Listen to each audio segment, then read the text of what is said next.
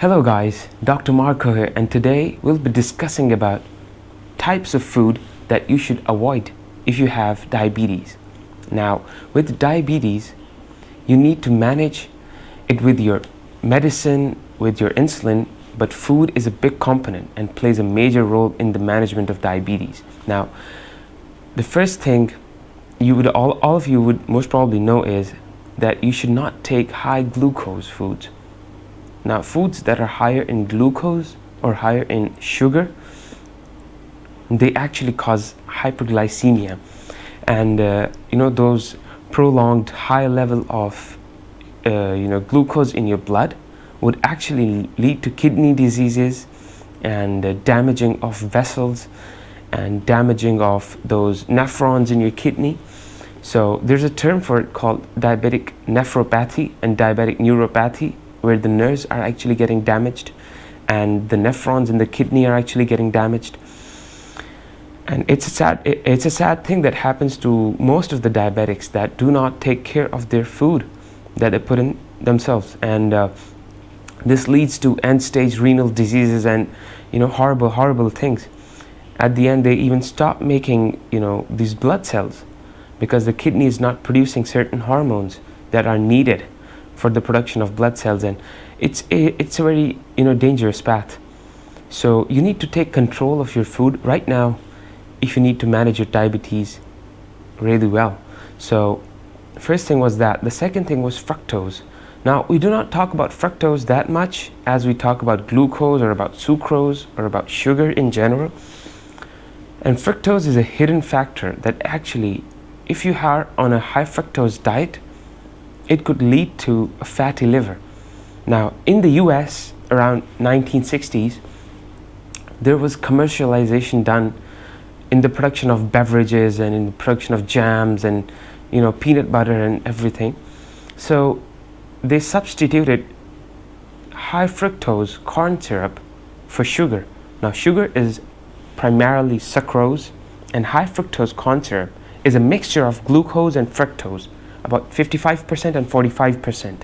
So it gives you a high fructose corn syrup that is higher in fructose, and that would lead to a non-alcoholic fatty liver. Now, there is a lot of research done. If you go online and search, you would find out that fructose leads to insulin resistance. Now, diabetics actually already have this insulin resistance, right? The third thing that you should avoid is processed food. We go to a supermarket and we don't think much about buying a frozen pizza or buying some crackers or things like that. Now, these trans fatty acids, they're not broken down normally like saturated or unsaturated fatty acids are in our body. There was a time during the World War II when cows were given margarine. Now, margarine contains high amounts of trans fatty acids. They were given margarine just to bulk them up quickly so it would supply to a higher demand of beef at that time. And what they found out was that the cows that were given margarine versus the cows that were eating the regular food, the cows on margarine had higher incidences of sudden death. And later they found out that the sudden death was actually due to heart diseases, cardiomyopathies, and diseases that were related to their blood vessels. In 2018, many of the countries, they put a ban on selling trans fatty acid containing products, but in the US, you can go away with selling trans fatty acid products until or unless they have a serving of less than 0.5 grams. That's 0.5 grams per serving or less. So you should really look for these trans fatty acids and you should stay clear of them, because these trans fats will actually deposit in your blood vessels and they'll lead to inflammation, and now inflammation will lead to many other diseases. Now, diabetics already have so much inflammation in their body due to the high glucose, right? And so if they take trans fatty acids in addition to that high glucose, you can imagine what would happen to their bodies. The fourth thing is white bread, pasta and rice. This would be a no-brainer for many people, but if you do not know about this, polished rice and polished wheat is actually very dangerous. They removed all the vitamins from the shell and they remove all of the fiber. So now you have a product that's higher in carbohydrates, that's low in fiber, and that's actually has a very high glycemic index now. For example, you know what? Sugar has a glycemic index of 100. And white rice has a glycemic index of 110. It's even worse off than sugar. You would be better eating sugar than you would be eating white rice. Think about that. So white rice is really dangerous. And there was a research done in 2018 that showed that people who ate white rice, and especially diabetics that ate white rice, had a lower cognition, had lower IQ levels. So this refined cereals and refined rice and wheat is actually causing a lot of damage even to the brain. So the fifth thing is flavored yogurt. Now normally I tell most of the patients and many of the diabetics that they should eat yogurt because it has a lower glycemic index and generally higher in fat and protein. That's good. And these flavored yogurts, they're a totally different story, and I would never recommend eating these flavored yogurts even if you're not a diabetic. You should stay clear of them. That's because a 250 ml bottle of flavored yogurt, that's a small serving, would actually contain 31 grams of sugar.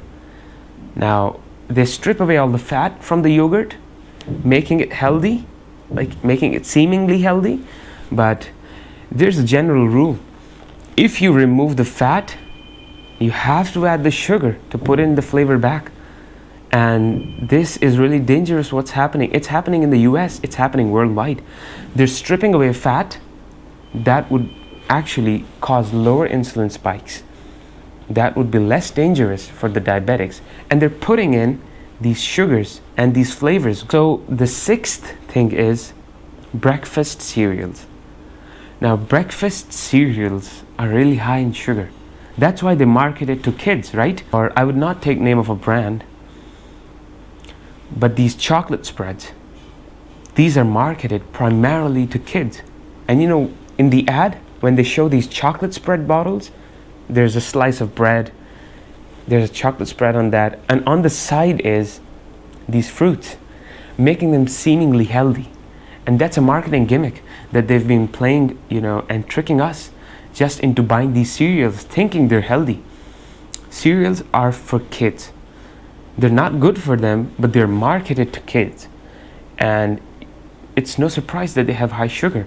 So you should stay clear of cereal, and you should not have, it's one of the worst things to start your day with, eating 40 grams of sugar right off the bat in the morning. And even granola. These healthy breakfast cereals, they're not good either. Granola, for example, has around 40 grams of carbs and just less than 7 grams of protein. So you're better off eating an egg or two rather than eating these granola bars or these healthy, cereal substitutes that they offer in the market. The seventh thing is honey, agave nectar, and maple syrup. Now some of you might be thinking, whoa, doc, what's up with this honey? Honey is natural, right? Maple syrup comes from trees. It's essentially like fruit juice. Well, guess what? Fruit juice is not healthy either for diabetics.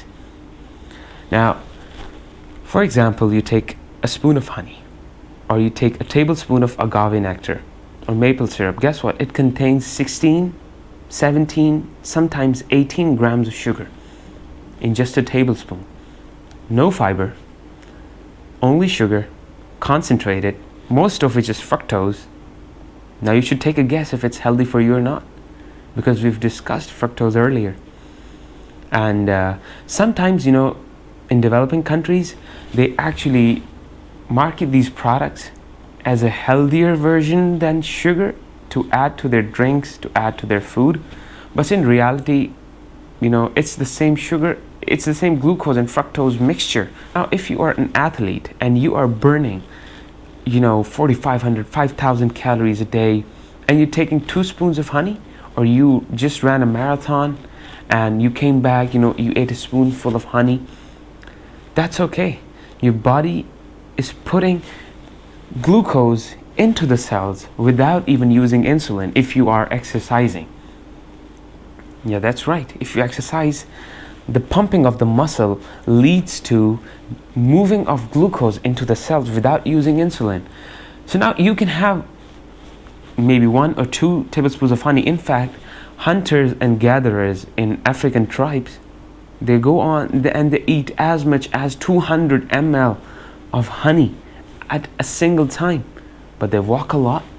They exercise, they have a lifestyle that caters to that kind of diet. But if you are a diabetic, you should stay clear of these foods. The 8th thing would be a bit surprising, and that's fruit juice. Fruit is healthy. It has fiber, it has nutrients, it has all those good things you need in a healthy and balanced diet. But fruit juice is another story. Now, I'll tell you how fruit juice is made. You squeeze an orange, you take the juice out, you freeze it, or either you dry it down, you make a concentrate. That concentrate goes into a factory. The concentrate is put back into a container. Water is added, sugar is added, vitamin C citric acid is added, just so it can preserve the juice for a longer period of time. Not for health reasons, no, just for the preserving reasons. And one more thing, preservatives are added. And if you look at a fruit bottle, if you go through the contents, it would tell you how much added sugar it has. Sometimes it has 30. And grape juice, I was looking at a grape juice bottle and it had 36 grams of sugar per serving. Imagine that. So the next thing is French fries. Another thing that's marketed to the kids but is bad for the diabetic. These French fries, they often have high carb, high salt contents, and they are processed a lot. If you go through these fast food chain restaurants and you go through the ingredients they put in these French fries and how they process them, you would not touch them with a 10-foot pole. That's amazing how much processed these are. And these deep fried foods, now we would go on, the next thing on the list is deep fried foods. You should actually stay clear of these deep fried food, and it's because of the toxic products that they have. Sometimes it's preservatives. Other time when they put it into the oil, when you heat the oil too much, some particles of the oil, they change into trans fats, and trans fats are not healthy. And during the high temperature cooking, there are some products that form that are not healthy at all. These are called N-glycosylation products. And these N-glycosylation products, they are toxic. They cause inflammation, they cause diseases. Inflammation actually adds stress, oxidative stress on the body. The last thing on the list is alcohol. Now, alcohol is not good. Even if you're not diabetic, you are really healthy overall. No levels of alcohol are healthy for your body. Now, people might tell you that, oh no, wine is healthy. It has those flavonoids. Well, guess what? Grapes have the same flavonoids as wine, minus the alcohol. And if you eat grapes, well, you are actually getting that fiber inside. You're getting the grape skin. The grape skin is really good. The grape seed is really good for your health. Minus the alcohol. The alcohol, at first in the UK, they used to say that 7 servings of alcohol or 7 shots were fine. But later they found out in research that alcohol in no levels is normal.